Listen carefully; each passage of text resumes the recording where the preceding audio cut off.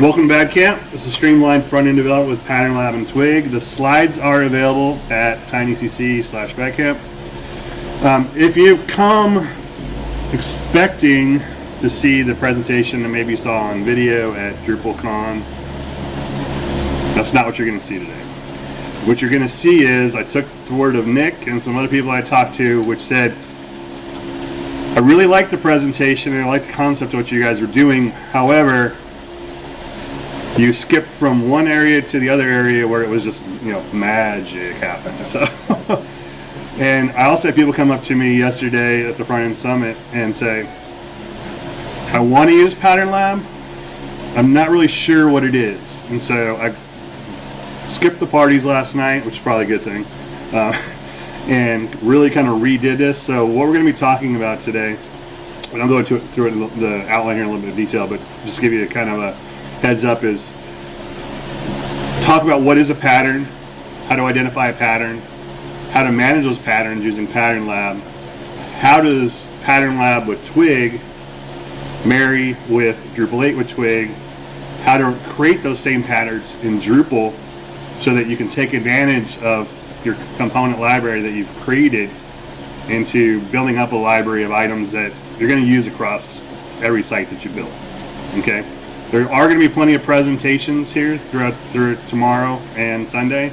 They're going to go deeper into this subject. And so one of the luxuries of me being able to start the conference off with this is being able to really revamp this presentation and kind of use it as laying the groundwork so that you're not seeing a lot of repetitive stuff.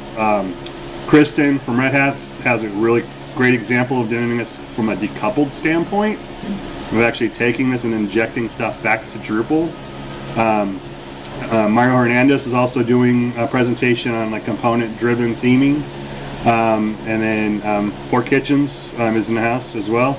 Are you guys doing a presentation at all? Not today. Okay. Well, I mean, not on this. Okay. There's really good 4-part series on taking Pattern Lab with Twig and marrying it with the component library that John Albin created, and how to actually get out of what I call Drupal's Twig, which is .html.twig, and actually start being able to really use Twig, which is .twig. Okay, so we'll kind of talk about that and where to go. So a little bit of introduction. Who am I? I am not the angry person you see there. In fact, I was a disc jockey for about 10 years before I got into web development.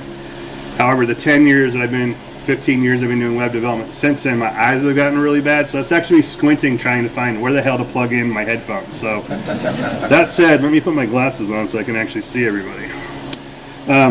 At Twitter, I am chaz.chumley. I am also the author of Drupal 8 Theming with Twig. I'm also the technology manager in front-end development at Forum 1. So real quick, who is Forum 1? I'm not trying to sell you on Forum 1, but we do rock at doing Drupal development. We are a full-service digital agency that crafts solutions for the world's most influential organizations. 3 things, it's kind of like the non-elevator pitch, but the 3 things that I tell people is, number 1, we're passionate. We have the luxury of being able to be selective with our clients, and so we look for clients that are nonprofits, associations, government entities that are doing something to make an impact in the world, whether that's global innovation, whether that's helping out people with the need have no lighting and need solar lanterns, and building out their websites for them, and then taking our creative approaches to that and actually making sure we apply that in a strategic way. So real quick, here's just a couple examples of those clients: Red Cross, Global Innovation Exchange, Gates Foundation, and more. That said, what's the agenda for today? The agenda is, number 1, we're going to look at what is a pattern. Okay, because you hear this word thrown around, you hear pattern, you hear components, you hear pattern library. So I'm really going to take a look at what is a pattern and how do you go about defining a pattern. The next thing is, great, once I've identified these patterns, I'm starting to build these out, is there some sort of tool I can use to manage these patterns in a way that allow my front-end team, my designers, my site builders that are doing any type of front-end development, start building up a library of these items that I can then reuse. And so we'll actually go into talking about why using a tool such as Pattern Lab is very smart, not only from a standpoint of being able to manage these patterns, but from a standpoint of actually having a living style guide that's actually HTML, CSS, and JavaScript that's responsive and that a client can actually wrap their head around and play with it before you even think about having to actually build out stuff in Drupal. The third part is working with Twig. Okay, Pattern Lab, at least the version we're using, utilizes Twig. So when we saw Pattern Lab use Twig and we saw Drupal 8 uses Twig, that's when the light bulb went off. And this light bulb going off actually happened a little bit before or around DrupalCon New Orleans. There was a lot of us in the room, whether we were from Fort Kitchens, from Phase 2, whether it was John Alban, whether it was us at Forum 1, that we're all looking at this and saying, okay, how can we speed up or streamline our front-end development now that we can marry these kind of two concepts together?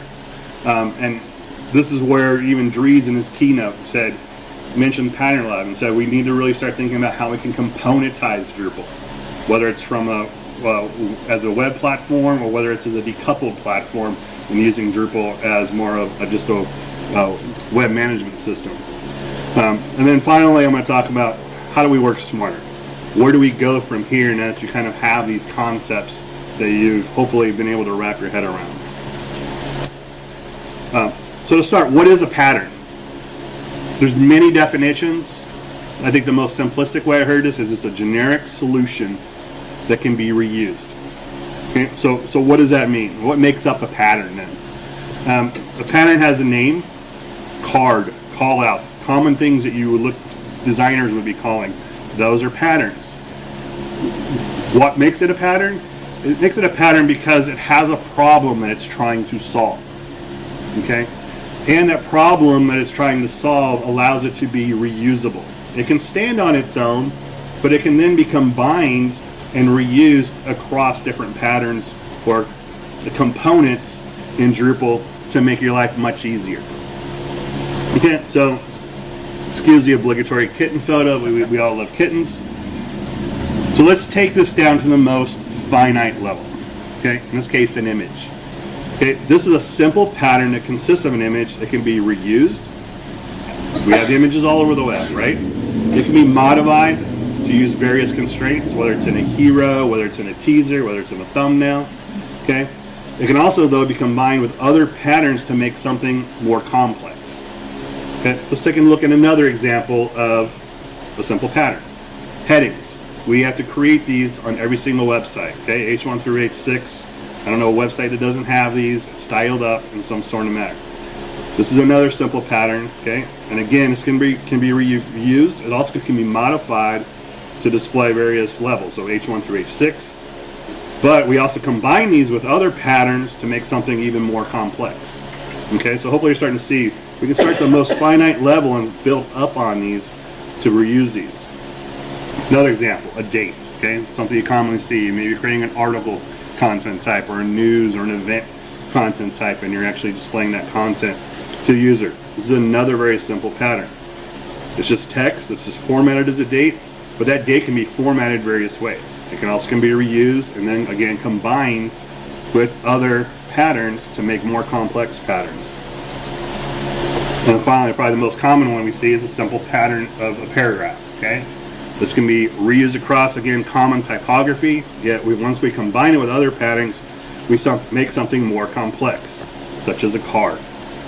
Okay, so here is a pattern. This is a pattern you can see used all over the web. It may be themed a little bit different, but the fundamental syntax of how this is built uses all those components we just talked about. Okay, I have an image, which can stand alone by itself or be combined to make a more complex pattern.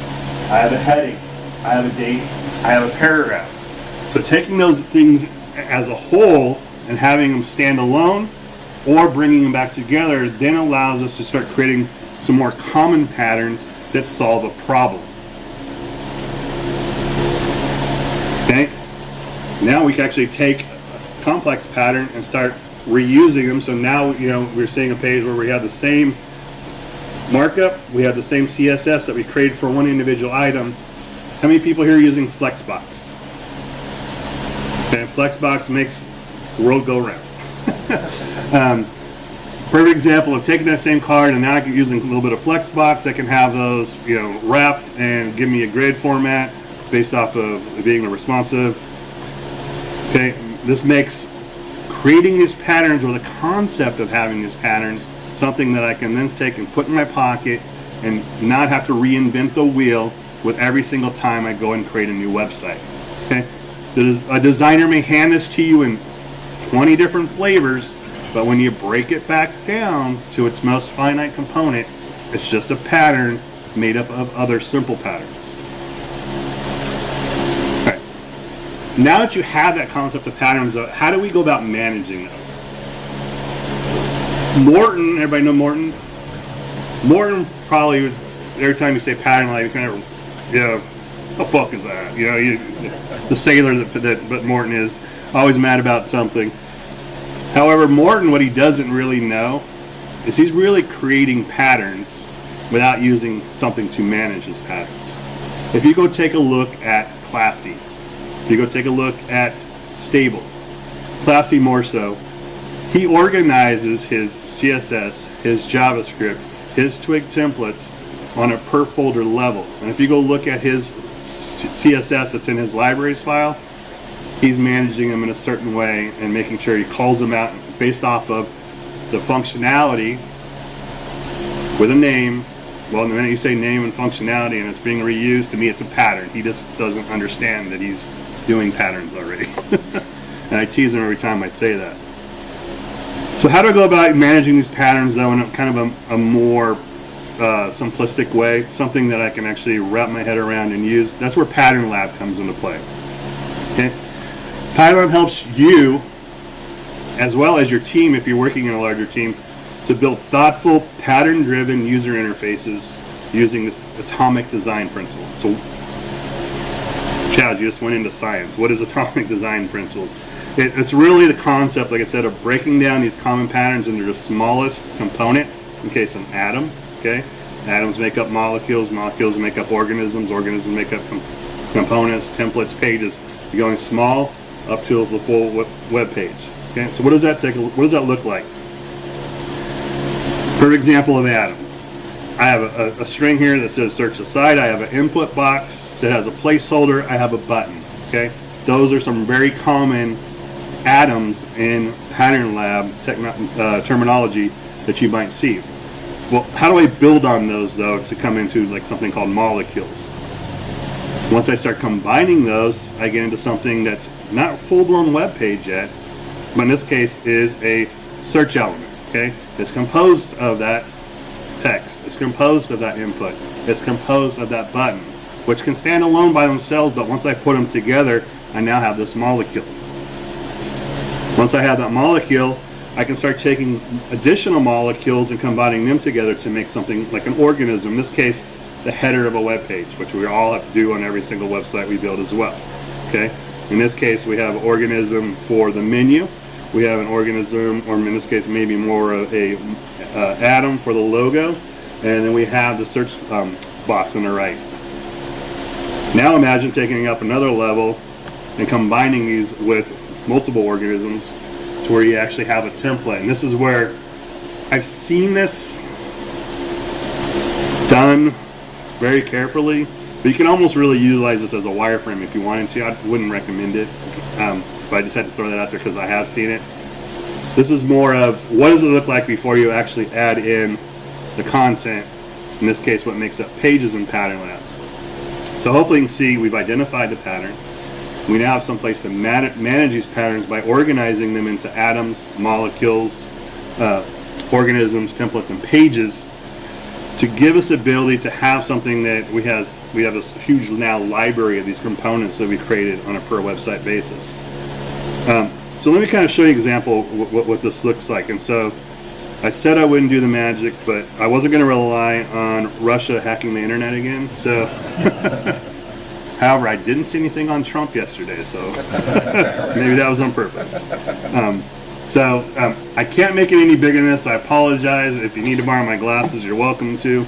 But let me go ahead and run through what's taking place here. So I have a terminal window open. I'm actually going into a Drupal 8 website that I've already set up, and I'm going into the Gesso theme, which is the theme we've created. Once I'm inside that theme folder, I'm using Composer to create a Pattern Lab project. And this is Pattern Lab Edition, Drupal Standard Pattern Lab. It's now going out and grabbing all of its dependencies that it needs, and then saying, yes, I'll go ahead and replace anything that you think that needs to be replaced. Okay, from here, we get down to a section, and this is part of Pattern Lab itself. We have the ability to install a starter kit with Twig. You have the ability to install a starter kit Twig Drupal Minimal. You have the ability to use Alexi Feeble's Shyla Drupal theme. But we've also actually implemented our own starter kit. Could you bring the bottom of the terminal window up so that those of us in the back row can see what we're pointing at? Yep, sorry. Thank you very much.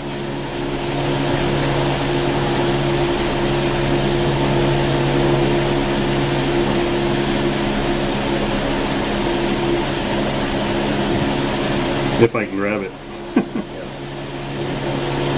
Is that better? Yes, thank you. All right. So anyway, running that to actually go and grab Pattern Lab, when you get toward the end, you'll have the option to choose one of these four. In this case, since we have our own starter kit that's been integrated in here with our Gesso theme, I've gone and chose that as an option. So what that's doing now is actually going and it's going to go download that starter kit. It's going to ask if I want to do some merging or replacing. I do. Once I have that, I can then actually list the contents of the theme folder, and you can see inside here. Let me move this play bar out of the way. I now have Pattern Lab. Okay. Some people utilize Pattern Lab outside of Drupal, so you might be asking yourself if you're that person that's done that, why would I put this inside my theme? The reason I put this actually inside the theme is so that when I go to show this to a client, it's part of the theme for the Drupal site I'm building. It allows them to be able to have a common URL that they can look at. It also serves another purpose in the fact that once you start looking at wanting to utilize the component libraries module, Drupal does not care where the Twig templates are as long as they are inside of your theme. Okay? So in this case, I'm inside my theme called Gesso. So Pattern Lab's in here, and it has .twig, and I use component libraries module, which I'll talk about briefly toward the end.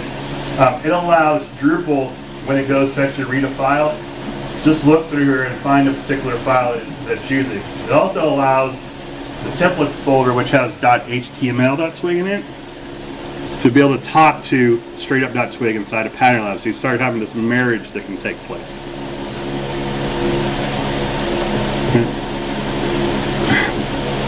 Once we have, this is where the magic kind of started. And this is, how many people here use NPM?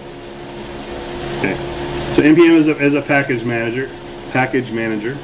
How many people here use Bower? Okay, Bower is another type of dependency package manager, and then the third kind of thing that you would need to be able to learn how to use would be Grunt or Gulp to kind of do your processing for you, compiling your SAS, doing any auto prefixing, browser-fied, being able to do any tests. So those are things that you're also going to see run here real quick. So I'm going ahead and do npm install because we have a package.json file that goes through and grabs all the dependencies that it needs. And while it's grabbing these dependencies, the next step that I'll need to run after this is Bower install, because I need to make sure I go grab things that our particular themers are using, in this case Singularity or some other particular packages that they might want to be able to use.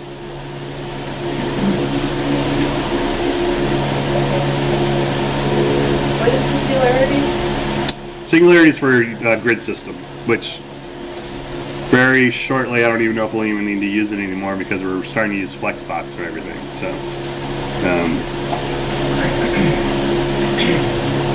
all right, so npm installs got done running. Oh, and Bower ran. Oh, actually, take that back. Now Bower's going to run. So it's gone out and grabbed Singularity, Breakpoint for managing different breakpoints, some other things in there for SASE maps, etc. At this point, I can go ahead and run Grunt, because Grunt has a package manager which is doing a couple different things here for me. Let me pause it real quick. It's actually doing some SAS globbing. It's actually doing some post CSS tasks. It's actually doing some rasterizing of SVGs to PNGs. It's now actually setting up and configuring Pattern Lab for use, and now it's sitting in a state where it's waiting for the front-end developers to write any SAS and have it compile. Okay, so that's kind of the magic behind the scenes that we always like to glaze over and go, oh, here's what it looks like at the end. So that's kind of the installing Pattern Lab. So once we have Pattern Lab installed, what does that look like? We can actually go ahead and review Pattern Lab, and this is where I'm going to flip over to a demo, and let's hope that I don't run into any issues.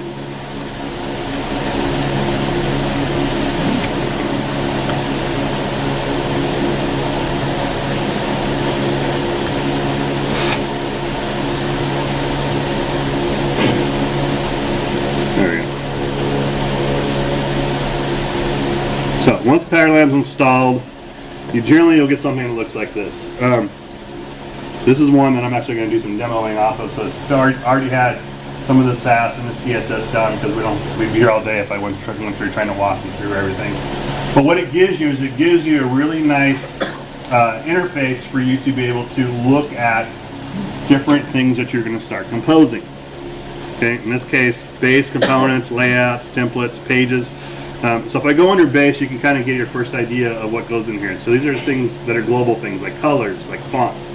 Under text, we have headings and paragraphs, block quotes. As I go up a level into components, I have things such as buttons. I have things such as form items and page elements. Then I start getting into kind of what I said, these most common patterns that we talked about, like a hero, a call out. So what does that actually look like? So under sections here, we have a section call out. Okay, so this kind of gets back to identifying those patterns and combining together to making something a little bit more complex. The other nice thing about this, before I actually show you the markup behind this, is this is all HTML, this is all CSS, this is all JavaScript if you do any type of JavaScript integration. As a client, they get it. They're not looking at a gray wireframe. They're not looking at a Photoshop comp. You can't resize the Photoshop comp and get responsive design out of it. You can look at other Photoshop comps that have been mocked up for responsive design, but you can't do something like this for the client. Okay, that's called disco mode. Okay, but it shows how things will start breaking down at different breakpoints. Coming back to this though, for this call out title and with a call out button, okay, we see that we have if I had to imagine here without showing you the markup yet, I have a div, it has a text element, and has a button. Okay, the nice thing about this is, and these controls at the top right have changed with the newer version of Pattern Lab, where you're looking kind of an older one, but I have the ability to actually view the code, okay, which slides up the window, and I can see exactly how the HTML on that looks. Okay, I can see that it has common classes following a block element modifier or a component element modifier naming convention. You can see that it's very simple syntax. Now this sometimes does, yeah, it doesn't work. Works locally, but I'm actually up on a dev server. We should probably talk. All right. I'm on Pantheon. That's the reason I pointed to Steve. I don't know, for some reason Nginx doesn't like to display it. Check that out. All right, thank you. Do those patterns come pre-installed, or they don't come pre-installed. It's up to you to start building out these patterns. And so let's go take a look at what the folder of this looks like. I'll pay you later for giving me the introduction there. So in Pattern Lab itself, we have a source folder which has a couple different things that you really need to be able to wrap your head around One is your patterns itself that you're building out. Okay, so in this case, if we're looking at components, we're looking at sections that we created. And the reason I started with sections because it's probably the most simplest one to really wrap your head around, because what I'm going to do is show you the markup here, and then I'm going to show you how you would visualize building that, and then actually showing you how it was built in Drupal to where you started getting this marriage. We have a section call out, and in section call out here, let me actually make this a little bit bigger. Hopefully that's better for everybody. We have twig being used. Okay, we have twig being used here for that H3 to grab the title.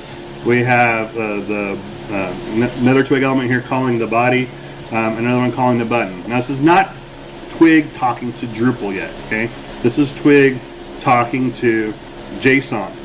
Okay, so if I go down here, I take a look at, I have a section called callout, which has a title and it has a button and it has a body. So this is where it's pulling this content into Twig Pattern Lab to be used. Where the real cool stuff happens is being able to use this component library module, which unfortunately I don't have enough time to really go into that. But Fork Kitchens has a 4-part video series on it that I'll share the link for that is absolutely awesome with walking you through this concept.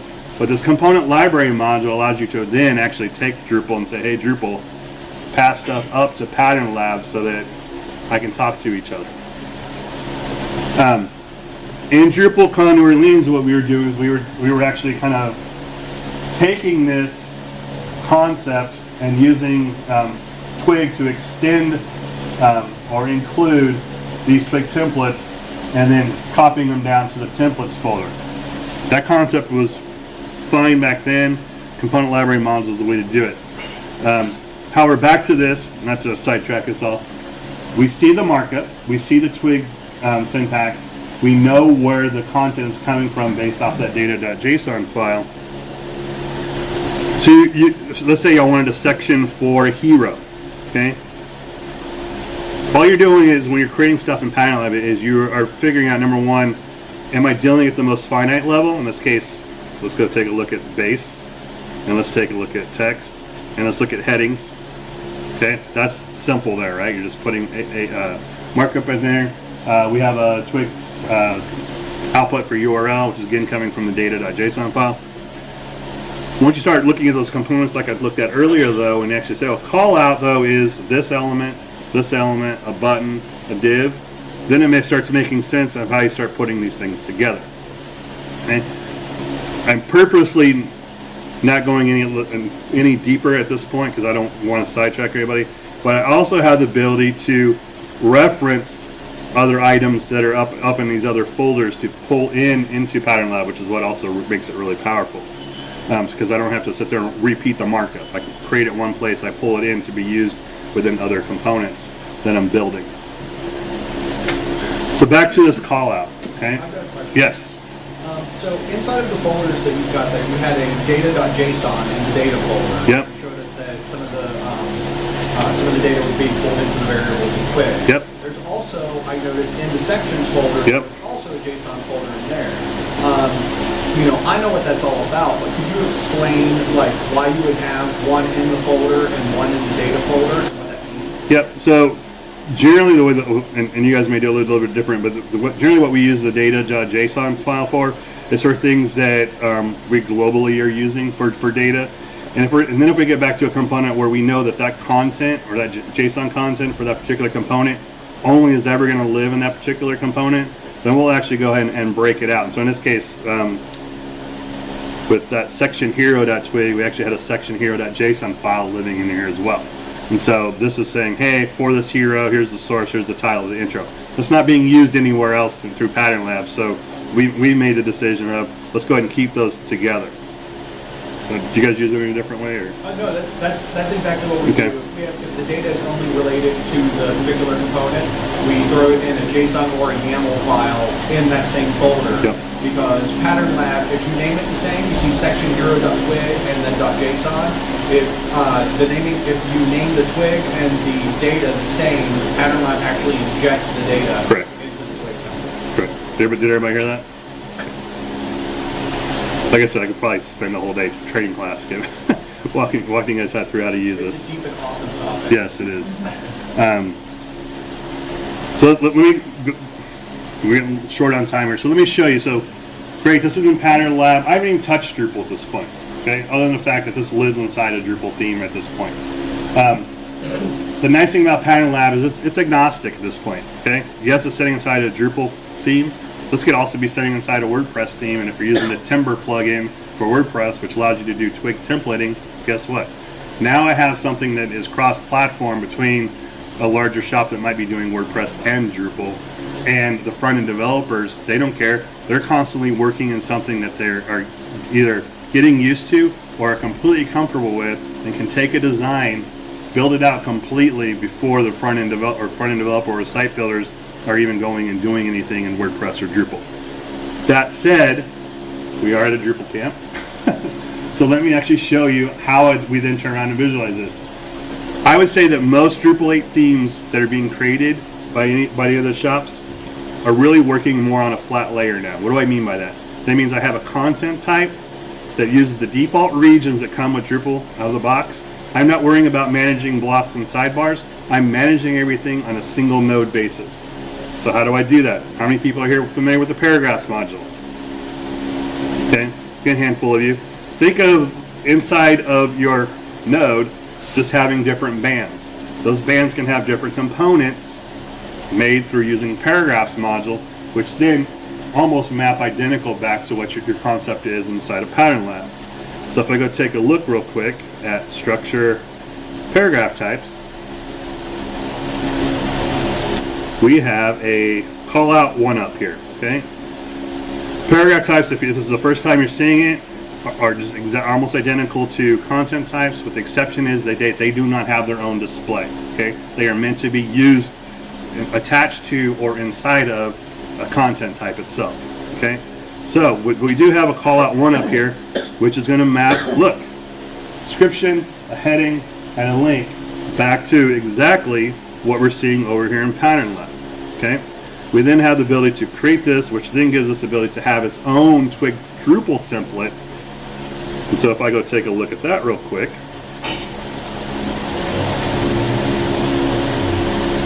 yeah.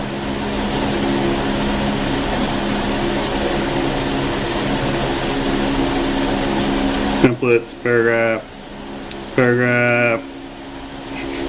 call out. See the markup? That's Drupal. See the markup? That's Twig.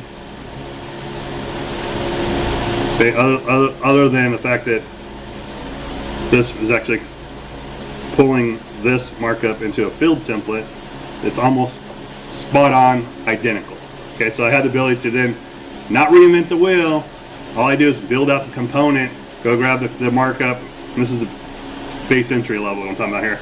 Grab the markup from Pattern Lab, paste it in, replace the static variables with the dynamic variables, and guess what? It's themed up exactly the way the client's expecting it to look inside of Pattern Lab. There was a question? Do you ever import or include? Sorry, the fan appeared. I was a disc jockey for 10 years and Do you ever include the component, the pattern template into your, in this case, paragraph template, so you don't have to recreate the markup again? the reason let me rephrase the question for him. So, question was, do you ever include your CSS, JavaScript inside of, along with the paragraph, that Twig template? If you ask Morton or other people, they do that approach, but that completely takes Pattern Lab out of the picture at that point. And because I want Pattern Lab to be able to start being worked on prior to even me firing up a Drupal instance or a WordPress instance, so the client can get sign off. Okay, that's the big thing there. I don't want to do furniture moving every day because, oh, move this here, change the color there, change the pixel there. If we can put it in Pattern Lab early, that gives us the ability to do what? Gives us the ability to fail early so that we can course correct, have them sign off on it so that when it does come back to Drupal, I'm not having to worry about back and forth taking place between a front-end developer and the site builder. Yes? For a follow-up question, I think maybe it's the same question he was asking, but it is just seems a little strange to me that you have to sort of repeat the markup that in. Again, I said, I know where you're going with this. So he's saying it's kind of weird that I'm having to repeat the markup. You are absolutely correct, because after we did this at DrupalCon, we're like, why are we repeating the markup? Right. So that's where the component library module comes into play, where I actually can, let me back up. We're over our time, but I'll go and answer this question. The challenge is right now, it's .html.twig versus .twig, and so Drupal does not know how to manage the namespaces properly to go in and look at Pattern Lab without the component libraries module. Component library module allows for me to have add namespaces, as well as the ability to include Twig templates that are inside of Pattern Lab and utilize the width attribute to pass in variables to it. Then at that point, I don't have the markup being repeated. The markup lives in Pattern Lab and stays in Pattern Lab. And that's like the holy, what? I don't have to repeat my stuff all the time? And that's the approach that you're going to want to take. The only reason I'm not talking about it is because there's been plenty of other people here that are a lot smarter with that particular concept at this point, because they've been playing around with it a little bit longer. Fort Kitchens is someone I would definitely go talk to and look at those video series they have. Let me back up real quick here so we can get through this.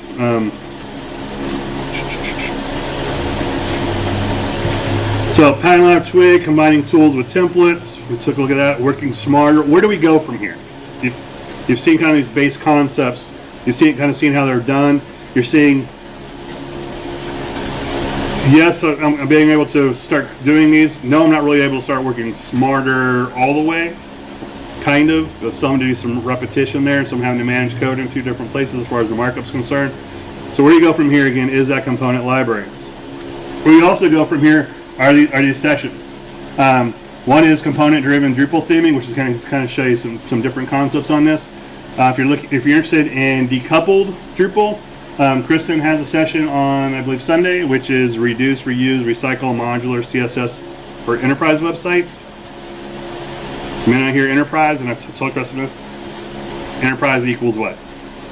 Money and time, which a lot of us don't have. So if you do have the luxury of that, I would definitely go take a look at that. Also, make sure you get involved. This is something that you definitely, like the light bulb went off and you want to take a look at getting involved with this. Take a look at the Pattern Lab, start playing around with it. There's a Pattern Lab chat room with using the Gitter client. There's also the Gesso theme, which you can download and go through the steps that were in this particular video. Well, I would love to go to Athens, Greece and have a tax-free vacation, Nick. Fronting United is where a lot of this even goes even further into talking about these and discussing these and having presentations on them. So if you can get away in May 26th, 27th next year, it's in Athens, Greece. Unfortunately, I have questions, but you can reach me outside of the class, and as I'm walking around, I'll be more than happy to help you. Oh, and by the way, if you want to work with us, we're always looking for great people to work with. So, thank you. Thank you.